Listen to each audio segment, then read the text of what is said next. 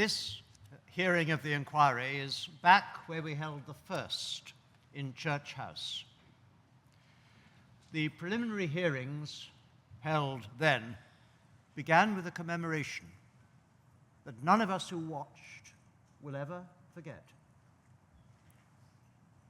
Because of the passage of time, some of those who took part are no longer with us. The pursuit of justice may sometimes be grueling.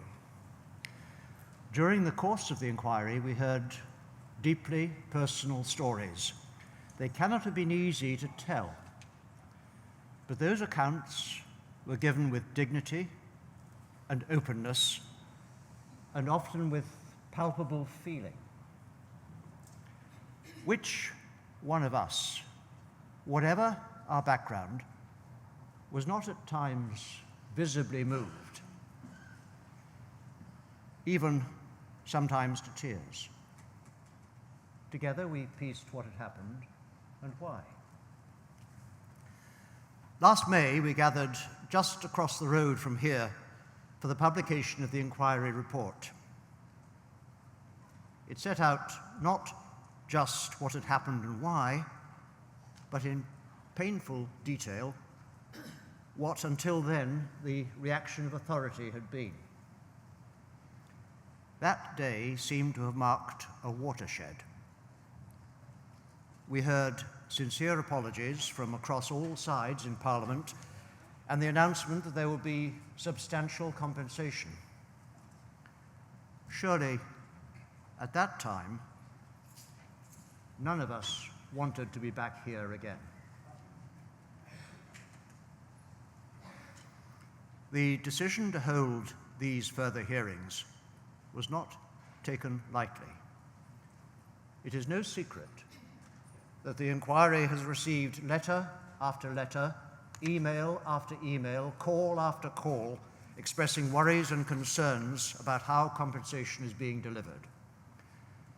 The slowness and uncertainty about when someone might expect to receive compensation are central concerns. They're not, however, the only ones. These matters need to be explored in public. The goal is to be constructive. The inquiry will do everything in its power to identify action that can be taken by the government and by the Infected Blood Compensation Authority to improve the delivery of compensation and to ensure that justice is done.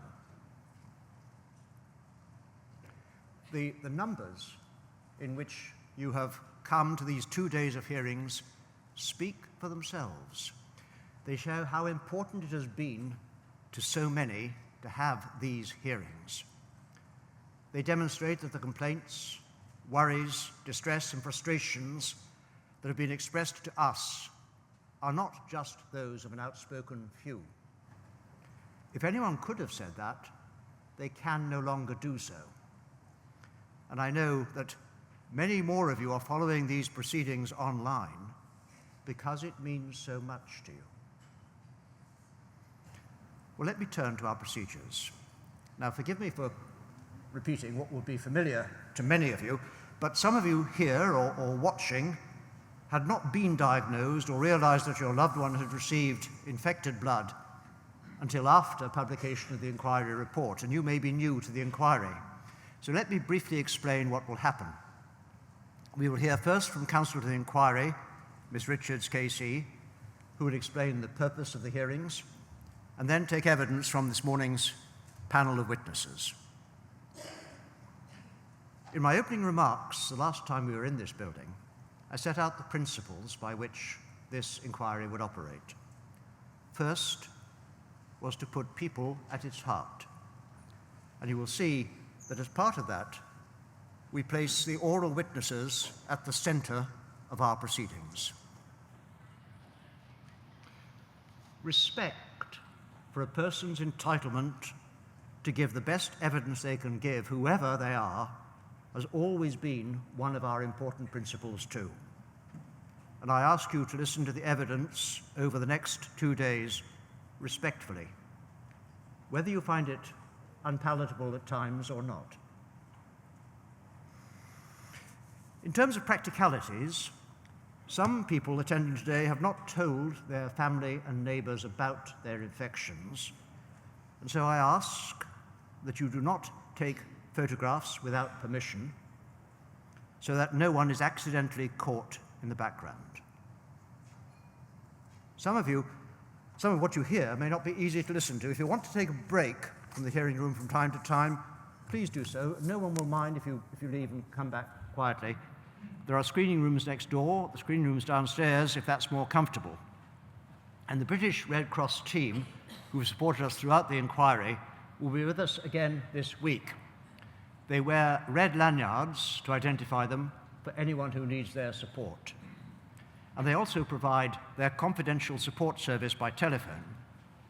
For those online, they can find that telephone number on the inquiry website. With those few remarks, Miss Richards. The role of this morning, and then briefly again what we're going to be hearing about this afternoon and tomorrow. So we have this morning, as you can see, a sizable panel of witnesses. It's the largest panel we've had, I think, in any of our inquiry sessions. And so it's going to require a little management on my part. I promised to be a bit of a circus ringmaster with the witnesses today. Those of you who followed the inquiry hearings will know, with the possible exception of a health minister from the 1980s, I don't normally cut across witnesses' answers. But I've warned them all that I may have to do that today to ensure that everybody gets their opportunity to speak.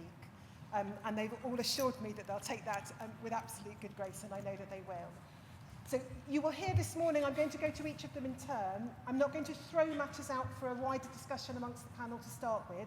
We'll see how time goes. But I'm going to go to each of them in turn, pick up certain issues which we know from everything the inquiry has heard is of importance to all of you. And then, if time permits, we'll then have a more free-flowing discussion with the panel members on some of the key themes and issues that have arisen. And then towards the end of this morning's session, I'm going to be asking each of them for any suggestions they have about practical changes that they would like to see made now. So that's the plan for this morning. This afternoon, as you know, we hear from the first of 4 witnesses from the Cabinet Office and IBCA.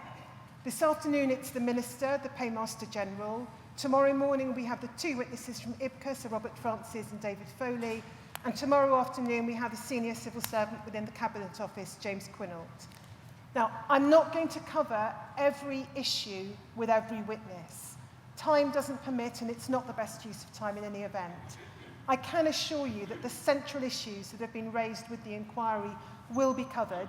If you don't hear them this afternoon, it's probably because I'm going to be saving those ones for tomorrow. And also, anything that doesn't get covered in the course of these 2 days, again, you will know that core participants have the opportunity to provide written submissions to the inquiry by the 23rd of May, and we encourage everyone to do so because we very much want to hear what everybody has to say. So without further introduction, Mary is now going to swear the panel in.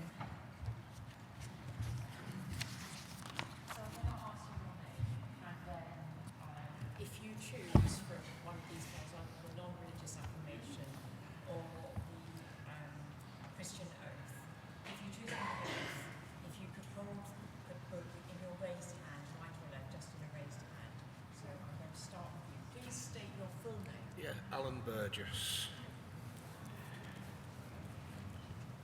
I swear by Almighty God that the evidence I shall give shall be the truth, the whole truth, and nothing but the truth.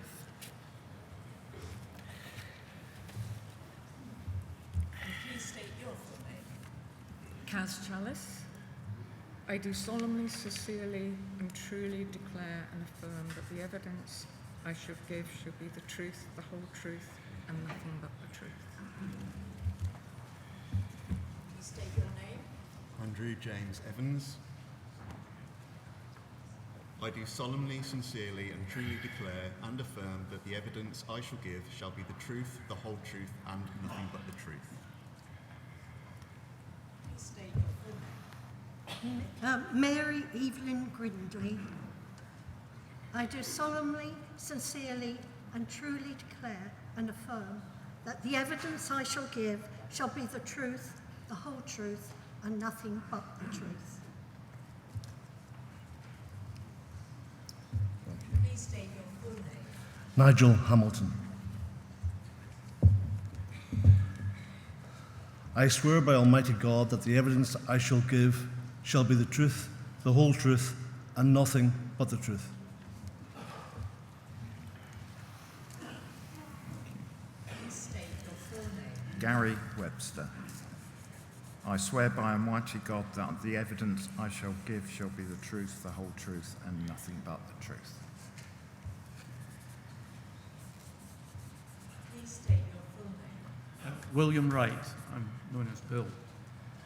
I do solemnly, sincerely, and truly declare and affirm that the evidence I shall give shall be the truth, the whole truth, and nothing but the truth. Please state your full name. Catherine Burt. I do solemnly, sincerely, and truly declare and affirm that the evidence I shall give shall be the truth, the whole truth, and nothing but the truth. Please state your full name. Lynn Kelly. I do solemnly, sincerely, and truly declare and affirm that the evidence I shall give shall be the truth, the whole truth, and nothing but the truth. Please state your full name. Samantha May. I do solemnly, sincerely, and truly declare and affirm that the evidence I shall give shall be the truth, the whole truth, and nothing but the truth. Thank you. I'm just going to ask each of you to briefly introduce yourselves. Can you make sure when you give your answers as well, you speak into the microphone because it's quite an echoey chamber, and so everyone can hear you clearly. So I'm going to start at the far end. Alan, if you could just briefly introduce yourself for everyone here and listening online. Hi everybody, my name's Alan Burgess. I'm a haemophiliac, infected with HIV and hepatitis C. Long-standing campaigner representing the Birchgrove Group. And can't believe we're back here today, but there you go. Kaz. My name's Kaz Chalice. I was infected a few months after the screening began in September 1991, with hepatitis C. So I've always been excluded from all of the schemes. I've been fighting my case since 2004. So that's why I'm here today. Andy. Hi, I'm Andy Evans. I am a haemophiliac. I was infected with HIV and hepatitis C at the age of 5 in 1983. In 2006, I set up the campaign group Tainted Blood. We have around 2,100 members at the moment, all of whom are in a desperate state at the moment since the announcement of the government's compensation package and things that have unfolded since, and that's why I'm here today. Mary. I'm Mary Grindley. I'm an independent campaigner, probably the oldest campaigner. I've been campaigning for 45 years before the AIDS crisis. I campaigned on non-A and non-B hepatitis, which my husband had before we married, actually. And my husband died in 1994 of AIDS. He was a severe haemophiliac, aged 41. Nigel. My name is Nigel Hamilton. I started off as a haemophiliac from birth. I had a liver transplant as a result of hepatitis C in 2018, successfully, thank goodness.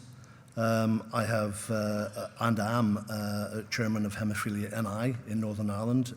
I lost a twin brother Christmas Day just over a year ago, and I have several cousins I have also lost within the family. I believe in justice. I believe we have to be here today thanks to the public inquiry and Sir Brian to ensure that we get the opportunity to repeat that we need justice, we are entitled to justice, and we will have justice. Thank you. Gary.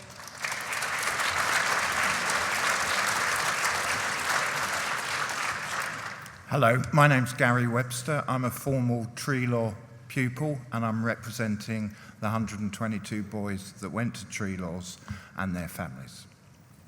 Bill.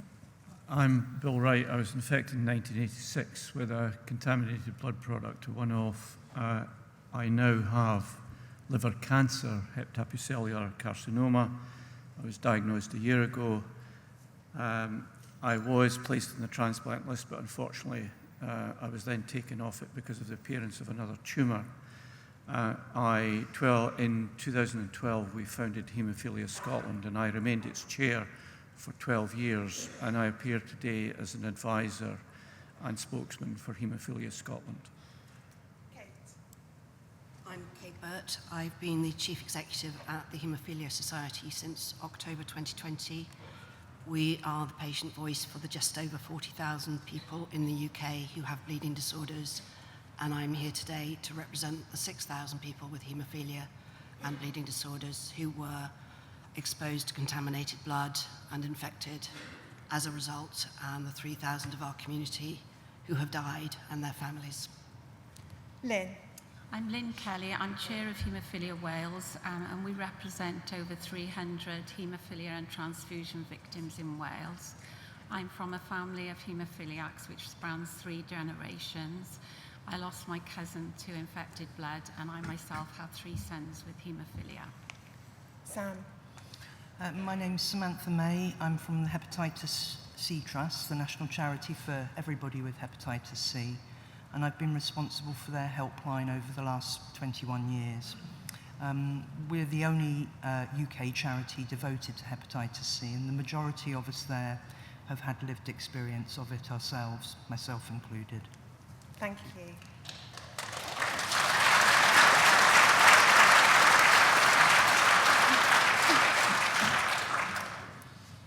Sorry, and I should say Nicola Leahy, who is not here, was going to be representing herself as a campaigner, but also as someone who was infected with hepatitis C through transfusion.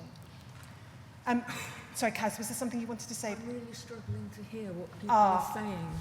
Okay, I don't know whether the technical team up there can do something about that, and perhaps if everyone can speak as clearly as Nigel did, perhaps.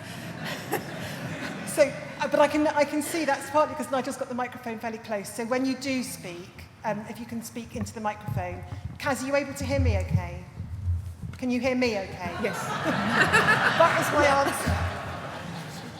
answer. Okay. Bill, I'm going to start with you, if that's okay. Your 3rd time, I think, of giving evidence to this inquiry. And the issue I want to explore with you is your concern about the way in which this compensation scheme was set up and what you've described in your statement as its shaky foundations. Yes, well, I would contrast the position that we've reached here in relation to the follow-up to the infected blood inquiry and the sense of relief I think we felt a year ago on May the 20th. And the architecture of what's been set up is basically fundamentally flawed for 2 reasons. First of all, the approach taken in terms of the foundation of the Montgomery report and how that was arrived at. And secondly, the calling of the election by the Prime Minister 48 hours after he made an apology in Parliament the same day as the inquiry report was published. Those are the 2 fundamental flaws in the process. And I say this because I contrast the approach to the Montgomery report with that of how, following the Penrose inquiry, and ironically after the Penrose inquiry, we felt no elation. However, what we did do was talk to government in a collegiate manner. They set up a financial review which involved us, civil servants and other stakeholders, along with our lawyers. And we reached a proposal to set up the Scottish Infected Blood Support Scheme, which was, because of what it was offering, in many ways the envy of the rest of the UK. That was followed up by a further collegiate approach when we had the clinical review. And the clinical review, again, involved us, and it involved some of the top doctors in Scotland, professors in their fields. They came up with proposals which built in trust. Those doctors realised that we could be trusted. And we worked positively with them. We exchanged telephone calls with them. And we reached a proposal for a self-assessment scheme where individuals in Scotland could say where they were up to in terms of their hepatitis C journey and have support accordingly. None of that has happened under what has been proposed by the UK government. What we've instead ended up with is a situation where trust and confidence, both in government and unfortunately to a certain extent in IBCA, has collapsed. And that's why we're all here today. It's a lack of trust and confidence. But it gets worse because government did not trust us to talk to the Montgomery panel, in fact, even to sit in it, like we did with the financial reviews and the clinical reviews in Scotland, which brought positive results that resulted in a 97% satisfaction rate with what SIBS was offering. So not only do we face this situation where we don't trust government, but government has clearly indicated it doesn't trust us. And there are people who are very able in this room who could have offered advice, experience, knowledge, and expertise in the drawing up of these tariffs that have become so controversial. The second element, of course, was the fact that, and it's my opinion, sir, but I think it's a reasonable assumption that government panicked when the election was called. It's hard to believe that the then cabinet minister could make a statement in the House of Commons on the 21st of May, knowing that the next day the Prime Minister was going to call an election. The legislation was then rushed, and there seemed to be a view or a message coming out from government. We were working at pace, and then it was built into the legislation that the first set of regulations had to be passed within 3 months. That didn't really give us the time, and particularly given that we were in purdah due to the election, but also then Parliament went in its holidays. So we couldn't be talking to our MPs to feed into this. In effect, there was a vacuum, but those regulations were nevertheless, first set of regulations were passed in August. So we're in a muddle. And you have described in your statement your perception that that is imposing a further level of harm upon the harm that everybody has already experienced over decades. Well, I think if civil servants had actually really listened to the evidence presented to this inquiry about the failures of previous civil servants, they would have actually, frankly, have learned from it. It doesn't appear that they have. And one of the constants in all of this, despite the change politically of government, has been the same officials have been involved, going right back to the time of the inquiry. So I look forward to hear what they have to say tomorrow. But I fundamentally think that we're going to have to make a leap of faith on all sides, and I'll talk at the end about how that might happen. Thank you. Alan, I'm going to turn to you next. You've told us in your statement about the details of a number of meetings you've attended in your capacity as representative of the Birchgrove Group. I'm not asking you to talk to us about the detail of any individual meeting, but what can you tell us about your assessment of the quality of the engagement, both with the Cabinet Office and with IBCA? Well, unfortunately, I'd like to say that they engaged with us, but they didn't. They talked down to us. They were condescending. They had scripted answers for everything we had. To be honest with you, it was almost a waste of time being there. You know, they weren't going to take any notice of what we said. I said that people are really, really, you know, their mental state is shocking at the moment, both the affected and the infected. And for them to be dragging this out and for us to be sitting here after 12 months, I said to them, it's disgraceful, immoral, scandalous, contemptible. But they didn't take any notice. And when I said, surely you should be doing it a lot quicker now, they said, it's not as simple as that. That's all they kept saying, not as simple as that. I said, some people, the elderly are dying. I said, the sickest are dying. A friend died the other week. It's people dying without seeing this compensation paid.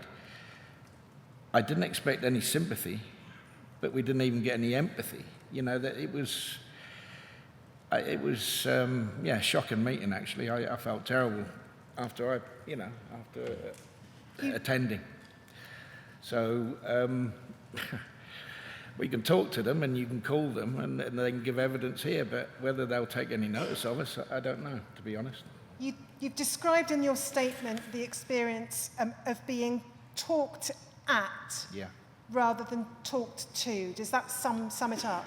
It does. My colleague was sitting at the front there, Adrian, he'll say the same thing. We've heard it from other people as well, other groups. And it comes across that they're doing this on purpose to drag it out. That 11.5 billion is not going to be paid this year. We know that. They're going to drag it out till 2029, which in itself is disgraceful. I just feel they've got a lot to answer for and answer to. Recently they're kicking and screaming, to prioritise those most unwell, and might only be expected to live 12 months. But that's wrong in itself. I mean, even the word invitation is wrong. I invite you to have your compensation.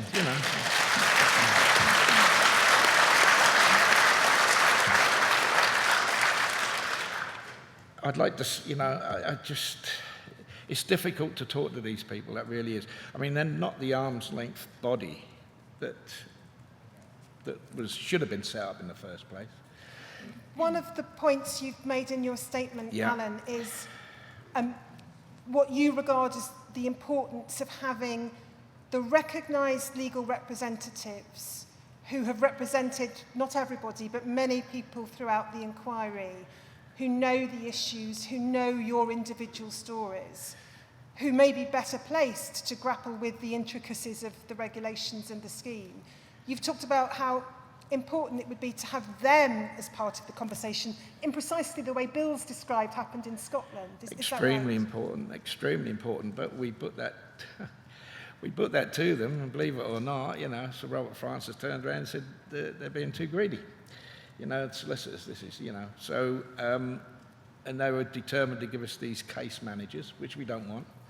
I mean, the solicitors know all about this. They know our details. They got our medical notes. And to be honest, the amounts of money that you're talking about, you need legal representation, to take the advice that they give. And in my case, Ben, he's quite willing to give that advice. And that should be the way forward. But, in their infinite wisdom, they've decided to pay out for these case offices and more money that could have come to us.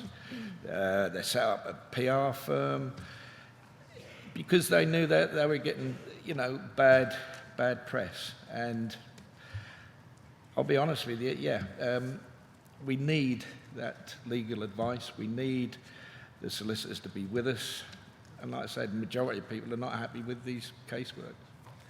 And you've spoken also in your statement, Alan, about the experience of waiting to be invited to apply, and how life is essentially therefore on hold. It's awful. They've made a bad situation terrible, really, because I'm sure a lot of people in here can relate to this. It's almost like you're waiting for your lottery ticket to come up, and when it doesn't come up each month, you go down and you have to drag yourself up, and then you think, you get frightened because you might not live long enough to see this compensation come through. I'm 67 now, and I'm not, it's what they're doing with our mental health. It is extraordinary, and I can't believe that they're quite happy to sit there and play with our mental health like that, which is what they do. And they, every month that you're not called, you think, oh, okay, when is it going to be my turn? And then the following month, you're not called again. And it's wrong. It's wrong on so many levels. And as I say, it's disgraceful, immoral, as I say, scandalous, contemptible. It's contemptible that they went against, Sir Brian, arm's length body and things like that. They don't seem to listen to anybody apart from themselves. And civil servants, to be honest with you, they've been the bane of our lives right from the word go, shredding documents, things like that, and giving bad advice to ministers. And here we are, we've been dictated to again by civil servants, and to me that shouldn't have been, the IBCA. They should have been an arm's length body.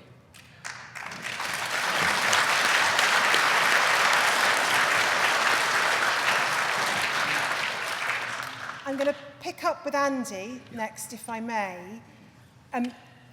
One of the themes that Alan's identified there, the impact of everything that's being described here, whether it's the waiting and uncertainty and the delay, or as what Bill's described, the way the scheme's been set up, the lack of trust.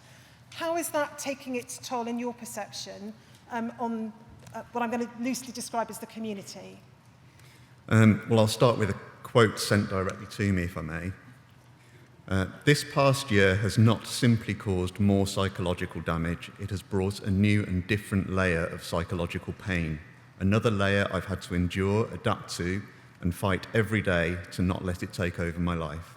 I've spent more than 30 years fighting trauma, exclusion, and the constant struggle to keep my life together. I have fought every day to keep the darkest thoughts from consuming me. What has happened since the compensation scheme was announced has pushed that fight to its absolute limit, and now I am utterly exhausted. I can't keep going like this. I am on the brink of a mental health emergency. That's not exaggeration. The anguish is beyond words. I just want this over. And that was sent to me as part of a call. Sorry.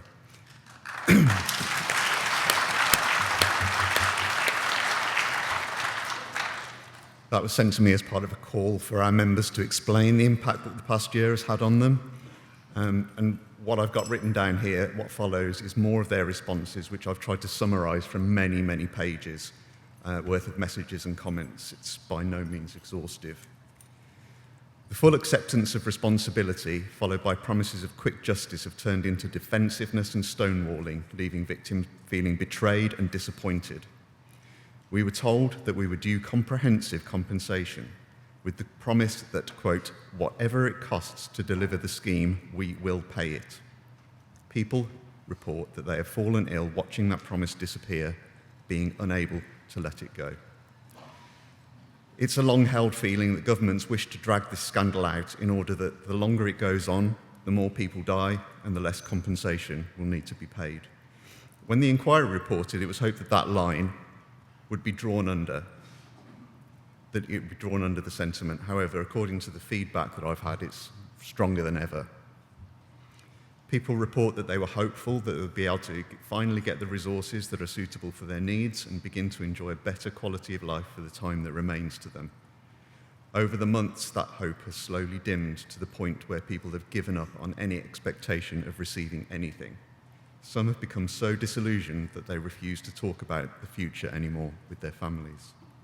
People say that they have lost hope of a fair outcome, while it seems that those who are guilty of knowing the dangers of infected blood will escape justice completely.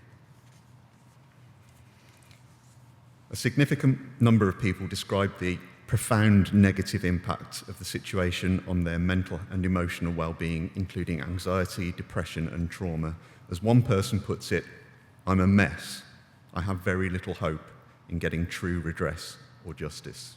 Another says, "I've been forced to relive the grief, isolation, and lack of recognition that have defined my experience since childhood. This prolonged injustice has disrupted my ability to function day to day. It has affected my work, my sleep, and my ability to focus."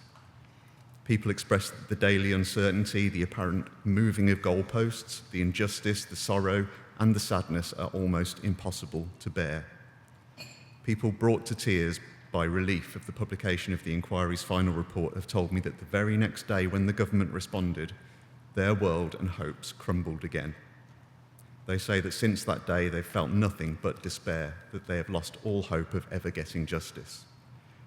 Victims and campaigners, often one and the same, have reported feeling at their lowest ebb in the entire time that the campaign for justice has been running. Those who work in mental health support for victims also report that this is the case. From a campaigner's perspective and someone who supports victims, I've seen those who have stood firm for decades simply crumble under the weight of the community's feeling, often mirrored by their own, and watch them withdraw completely for the sake of their own health. It's left us feeling utterly powerless. This has left those few of us who remain to carry the burden of those missing, the pressure to fight, both to fight to correct what's wrong with the scheme and support those who are feeling the impact of those failings is immense, and of course leads to feelings of guilt in those who cannot cope any longer. I have some issues here that people are worried about. Is it okay if I address those? No. Yeah, we're doing fine on time, so yes, Andy. Thanks. So according to feedback, there's confusion about how the scheme works and why some of the values are so low. People report that they feel their suffering and loss is not reflected in the figures available for compensation. In particular, people feel strongly on these aspects of the scheme. Estate payments value being significantly lower than those which would have been received had the person lived, thus seemingly punishing those who have paid the ultimate price.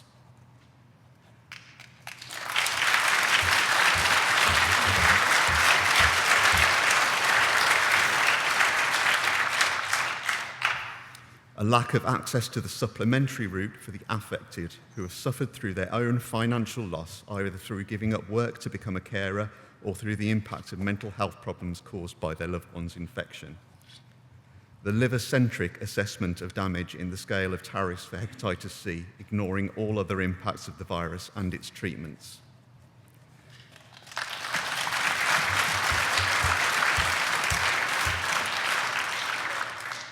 The fact that in order to receive meaningful compensation, those with hepatitis need to be very ill or dying, leaving them with no opportunity to make use of that compensation and enjoy what remains of their lives.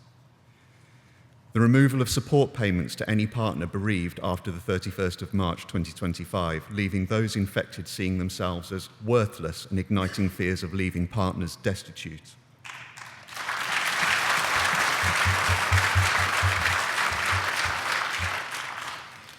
The seeming coercion into remaining tied to the state, that is, the significant loss in total value, as much as 60% for both infected and bereaved partners if they choose the core route.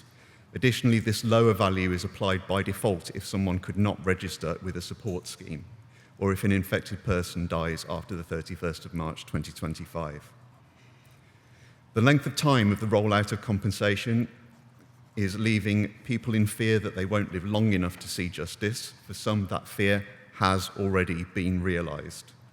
The having been invited to claim but dying shortly afterwards. In the case of ill or elderly affected, they know that their claim dies with them and that this is justice lost forever.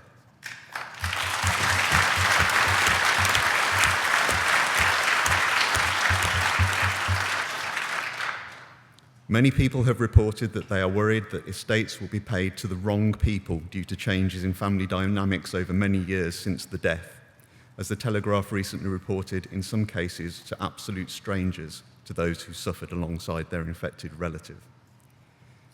That there is no recognition for being infected as a child, including that there is no chance of accessing the supplementary route for those people.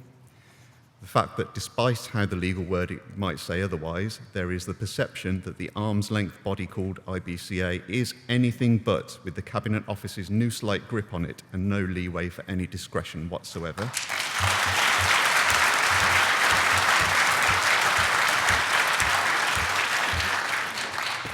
And the apparent lip service engagements with both of these organisations, which lead to little or no changes. In summary, I feel that many, if not all of these issues, might have been avoided had the community been given access to feed into the expert group. This didn't happen, and the scheme was effectively written in stone before we even laid eyes on it.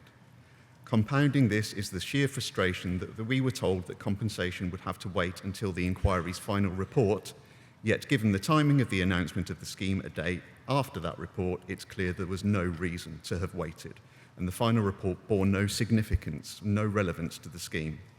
Indeed, there was clearly no time to have read it, let alone to have devised a scheme as a result of it. It was done well in advance and should have included us during its formulation. The way that this has been handled since the second interim report to date is, to my mind, the same line-to-take tactics, defensiveness and lack of candour that we've been fighting for the past 4 decades. The government's laudable announcement that they will work hard to rebuild trust has utterly failed. To quote my friend and fellow campaigner Martin, a vulnerable, sick and ageing community has had to revisit every part of the harm we experienced. The damage caused deserves its own compensation scheme.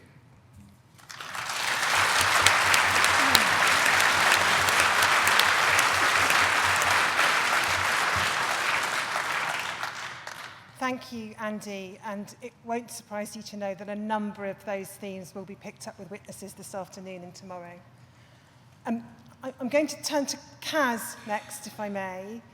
And Kaz, just before I ask you a little more generally, you've told us you were diagnosed following transfusion which took place after September 1991, so after the cut-off date that has, to now, and still under the existing schemes, applies, even though it was fully accepted by the English Infected Blood Support Scheme that your infection was caused by a transfusion. And you've also, I think, reminded us in your statement that, like so many others here, or so many other loved ones here, you experienced the appalling effects of treatment with interferon. And you've described that to us previously as like falling into a deep and terrifying abyss of pain and despair. So against that background about your own personal circumstances, can I ask you to talk first of all a little about the position of you and a number of others who have never received anything from any scheme thus far? Yes. It's 6 years and 6 days. Kaz, can I ask you to just pull the microphone a little closer, because I think those at the back might struggle. It's 6 years and 6 days since I gave evidence when the infected blood inquiry first opened, and in that time nothing has changed for me apart from the English Infected Blood Support Scheme accepting my clinician's evidence at Peel, and yet refusing to include me due to the cut-off dates. So I'm here really on behalf of all the excluded cohorts, such as people affected by the cut-off dates, self-clearers, those with lost, missing, destroyed records, and the hepatitis B community.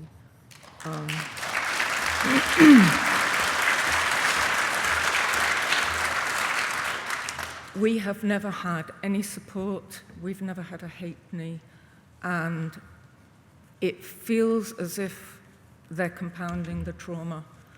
After Sir Brian's report, after the April 2023 report, Sir Brian said the cut-off date should be removed without exception. And then after the final report, the NHS changed their guidelines to 1996, but EBS didn't.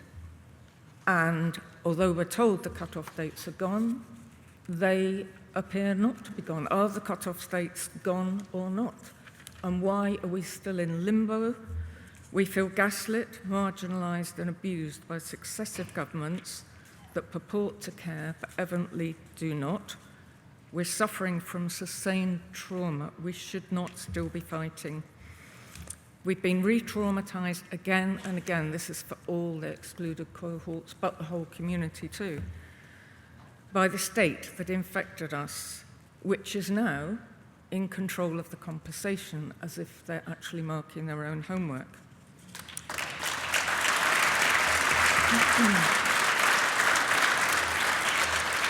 I completely agree with Andy and Alan about the engagement sessions just being tick box exercises, where I find with IBCA that there is empathy and compassion, but most of the questions that we ask, it's, well, you'll have to take that back to the Cabinet Office.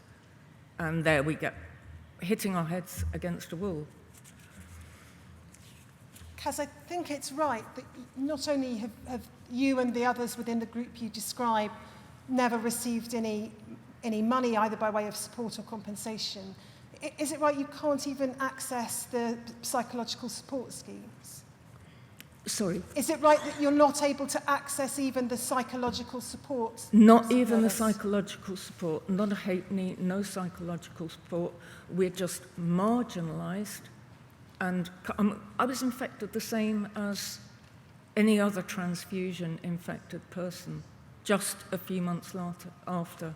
The hepatitis B community affected by the wrong virus. I mean, I was infected at the wrong time. They were infected by the wrong virus. And the lost and missing records is just inexcusable because the NHS destroyed a lot of the records.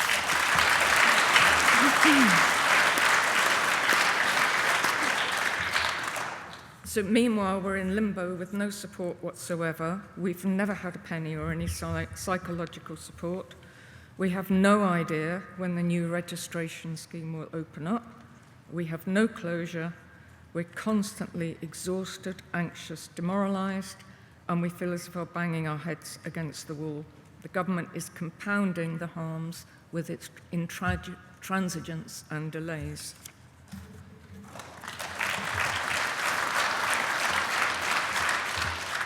They say they're testing the scheme overall, but some cohorts are completely ignored. I want immediate registration for excluded living infected, and I want interim payments for these cohorts who've been left out in the cold for so long. At the very least, we should be included and registered as part of a beta testing phase, as put forward by Scottish Infected Blood Forum, and discussed several times with IBCA and Sir Robert Francis. I also want us to have the option of support payments for life, because we're excluded from that. Because EBS is closed and we've never had any support payments, now we won't have that option, which is discrimination. And that's the effect of the 31st of March cut-off date, Yes. because you weren't registered with the schemes before that, because the schemes couldn't register you by their own terms. Yes. You are now in a position that if and when compensation is finally paid, you and others in your position do not have the option of finally receiving support payments on a regular basis. Yeah. We won't have the option of support payments, we'll only have the core route.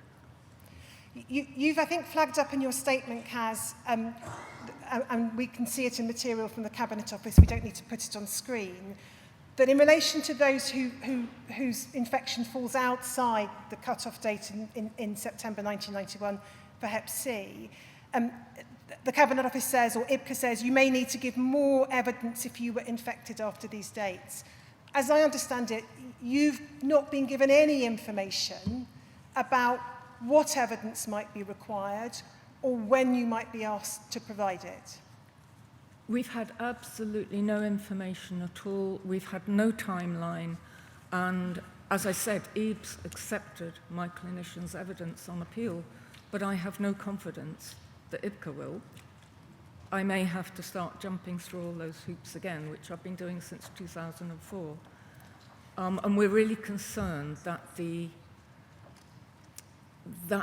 assessors who come in the future to assess the claims of so far excluded people, the new registrants, we're really concerned that they are properly trained and capable of making the decisions, and that the balance of probability is weighted towards the infected person, not the other way around, as Sir Brian, I believe, recommended.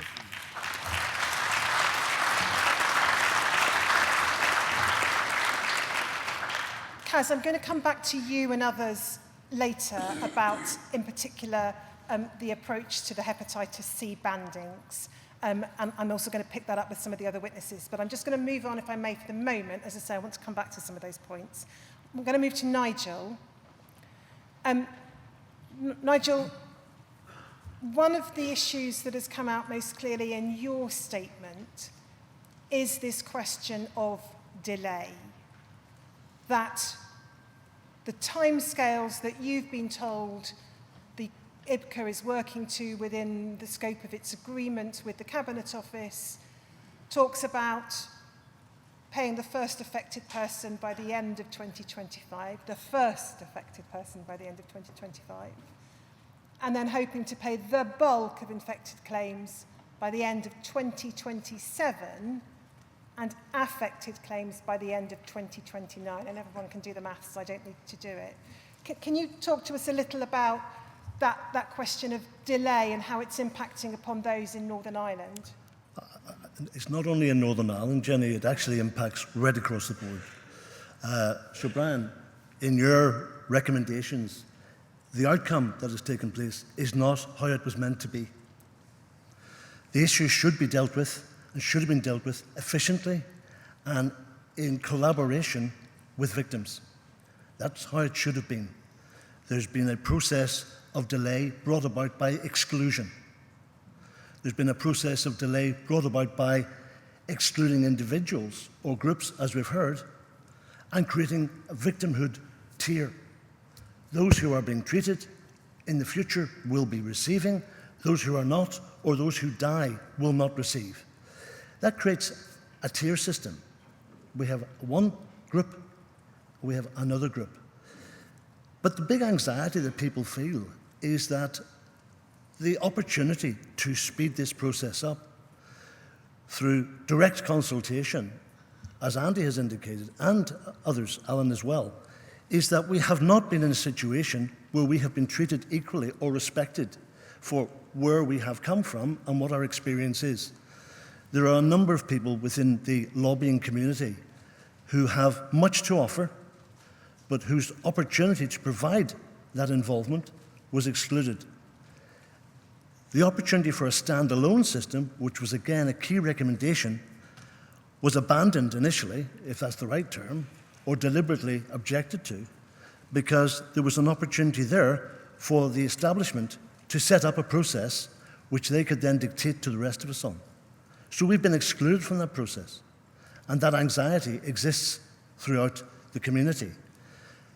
I cited in my statement, and I'm just going to read from it if that's okay. We've had several examples of the way we feel we've been treated. This perhaps is quite apt. For me, it is quite apt, so I hope you bear with me on this one.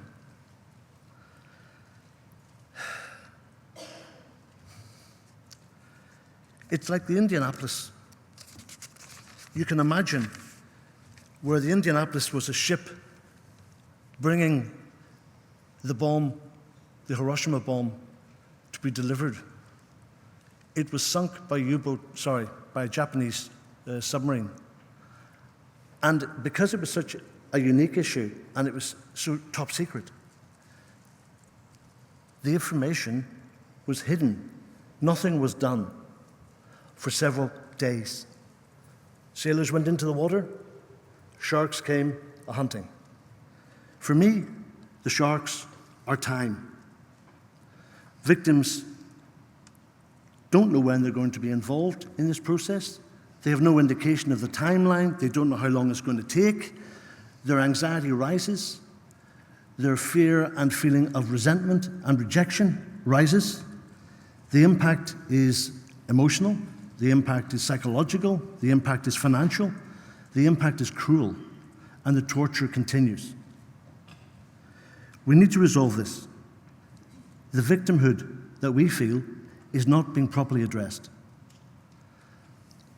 People in Northern Ireland are really anxious. People in the UK are equally anxious.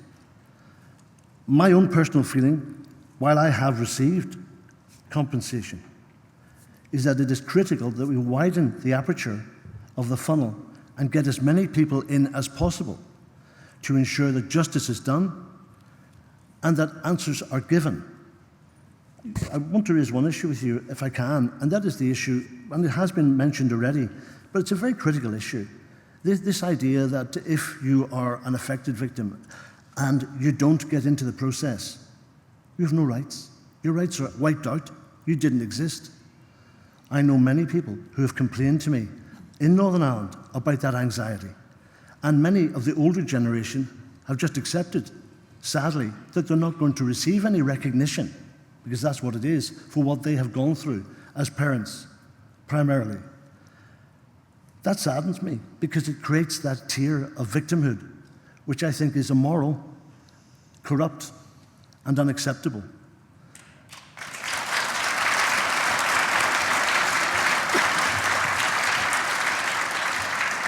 There is one other issue, Jenny, if I can, Yes. Before you continue with me, and that is the fact that the community has, in our efforts as representatives, been represented, but it's been very difficult to actually address issues with people who don't want to listen. And we have found ourselves in a situation when we have met with Cabinet Office, they talk with us, but they talk to us. They don't engage directly with us. That has slowly been improving, but it's far too late. It's far too little, and it is not giving us the opportunity to participate at the right time. And that was whenever this process was being put in place. So I'm very anxious about that, and I feel that those people who will not be here, and we're losing people at 2 a week, which is a higher attrition rate than it previously was, and that's because of age and health circumstances, etc. There isn't any direct urgency to process this. That's another anxiety that people suffer from.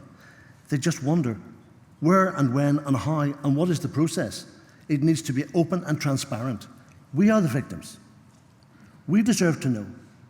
It shouldn't be hidden behind the closeted doors of Number 10 or the Cabinet Office.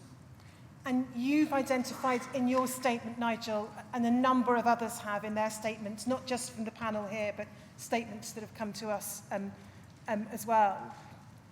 You've said this in your statement: I cannot understand why the process is that people are invited to have their case considered and the case manager starts off the case. Surely it would have been far quicker for people to send in their applications with key information and documents. Those of us who are core participants in the inquiry have lawyers who have to hand our inquiry evidence. If that process had been adopted, hundreds of us would now have had our cases in the system. You see that as a much more effective way.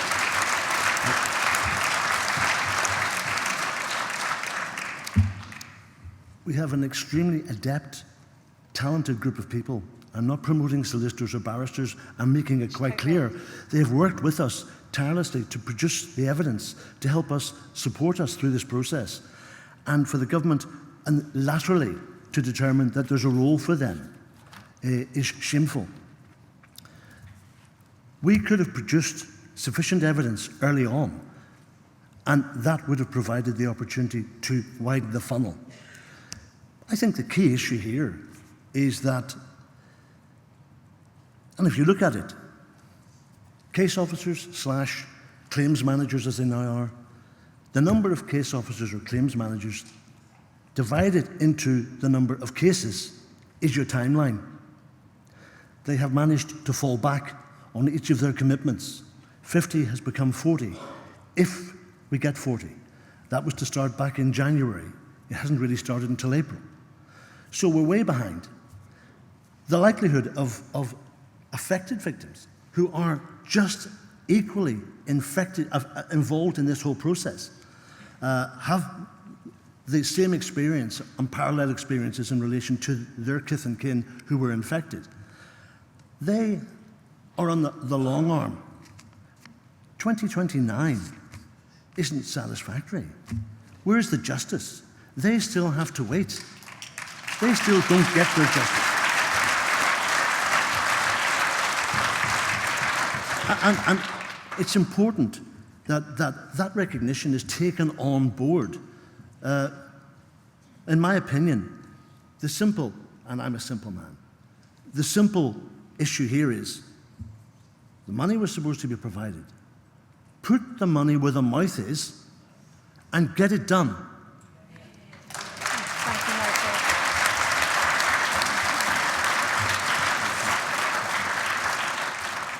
Michael. I'm going to move to Gary, if I may. Gary, you've talked in your statement about the impact of having absolutely no idea where you are in the process. When your turn may come, your invitation may drop by email. Can you just tell us about that, please? Yeah, it is a living nightmare, really. I mean, none of the Treelaw boys or their families have any idea of when they're going to get invited. I think the word invited is wrong. 2027 is 2 years away, more than that, you know? People haven't the time to wait. Their lives are already destroyed. It is just terrible. I mean, I've asked around, especially Treelaw boys that are amongst us now and their families, and how they think the process is going. And the words that they come back with is despicable, distraught, hoodwinked, betrayed, hurt, forgotten. I mean, it's true. I mean, we've got no idea at all. And this can't go on like this. The way it's going, people will not get justice, people will not get their compensation, and a lot of claims will die with them. It won't get passed on to families. And most of the families and parents of Treelaw boys are very, elderly now. If they've got to wait another 4 years, who knows what's going to happen? I think it's absolutely disgraceful, and as Nigel says, they've just got to get on with it. And you've made the same point in your statement as I picked up with Nigel a moment ago. You, like many others, are represented by lawyers who have your records, who know the dates. You don't understand why there can't just be a system whereby the application is put together by those who've already got the information and sent off, rather than waiting for an invitation from a claims manager. We've been working with Collins and the lawyers 6-7 years now. They know us. They have all our dates, all our details, all the viruses we've had. It would be quite easy for them, and I know this is fact because I've been told, they have the information, just pass it up, and it will speed things up. I mean, you're waiting for this email or letter to come through. No one knows when it's coming. The lucky few get it, that's fine. But it's just too slow, and people won't get the justice they deserve. And, the Treelaws, I know I bang on about Treelaws, but I am representing them. They were children, 40, 50 years of infection. And, it's awful.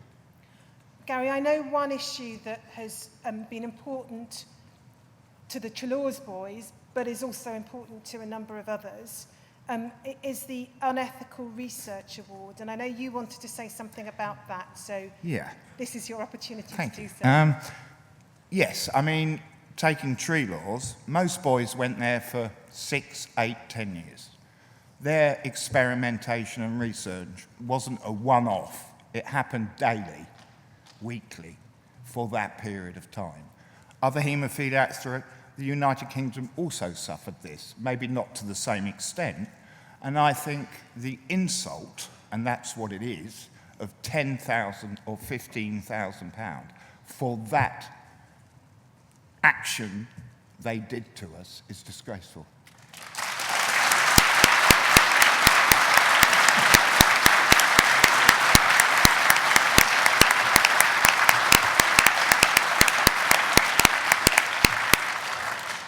I don't think I can put it any stronger than that, but yeah, they really need to look at the tariff on that, amongst other tariffs, but that especially because it gets back to the parents who trusted Trelaws to look after their children, and they didn't.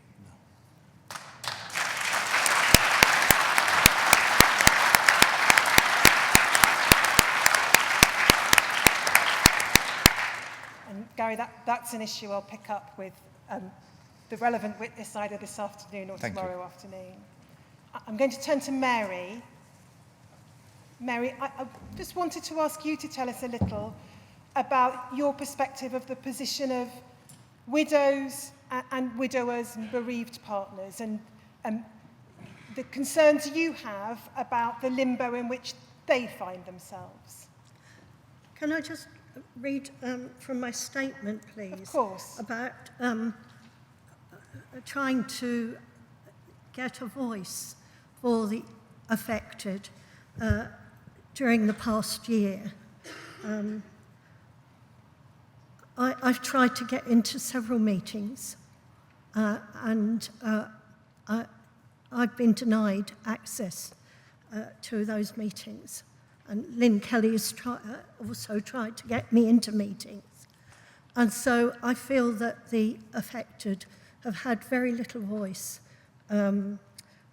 with regards to the compensation issue. And just to say that my understanding is that the engagement with the infected blood community has been very, very little.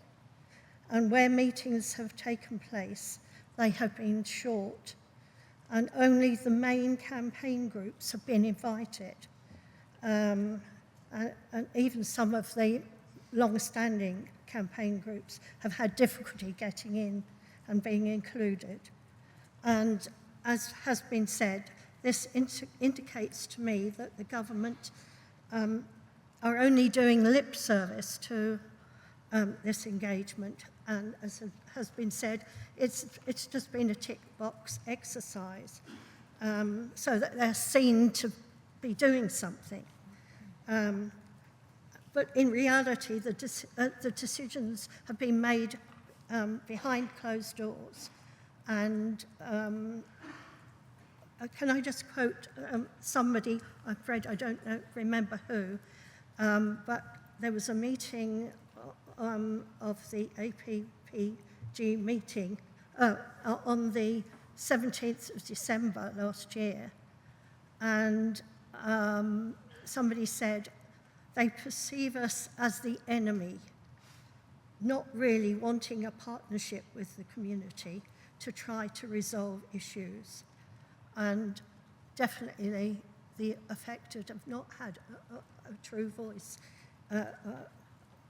Well, everybody has just been knocking on the door and they've slammed the door in our face, basically. And Mary,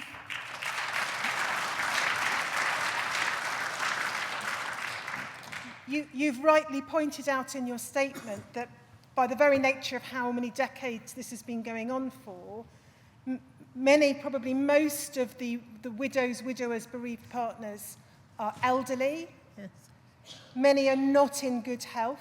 Yeah. Many are in financial difficulties. Yes. And they, you describe in your statement, simply have no real idea when, and thus whether, they will ever receive compensation. Yes, I mean, this timeline of 2009, well, who knows, really? It could go. I don't think, they just want us all to die. you know, I'm 76. I might be, you know, I might get money when I'm 80, I don't know. But also, what's happening about the estates of the deceased? We have very little knowledge about what's happening. We've had no timeline for that. No information as to what we need to claim. You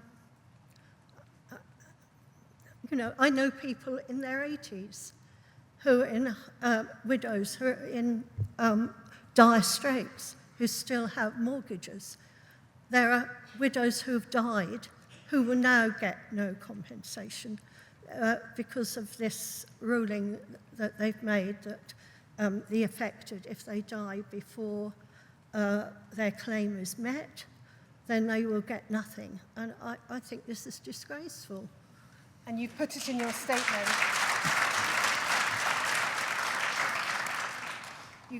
Your statement talks about feeling as though you are in the dark and you cannot see any light at the end of the tunnel. No, I can't see any light at the end of the tunnel.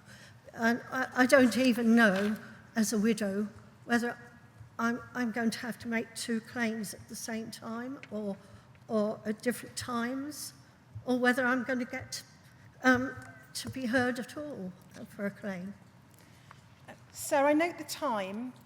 I'm going to move next to the 3 panel members who represent organisations, but I'm conscious we've been going for a while and we've got a good long morning today, so we do still have plenty of time, I can assure everybody. So I was wondering if we take our break now, if that's convenient, and then come back, and I'm going to pick matters up with Samantha, Lynn and Kate. Very well. Well, we'll take a break now until 20 to 12. Could you please be back by then, if you possibly can be? 20 to 12.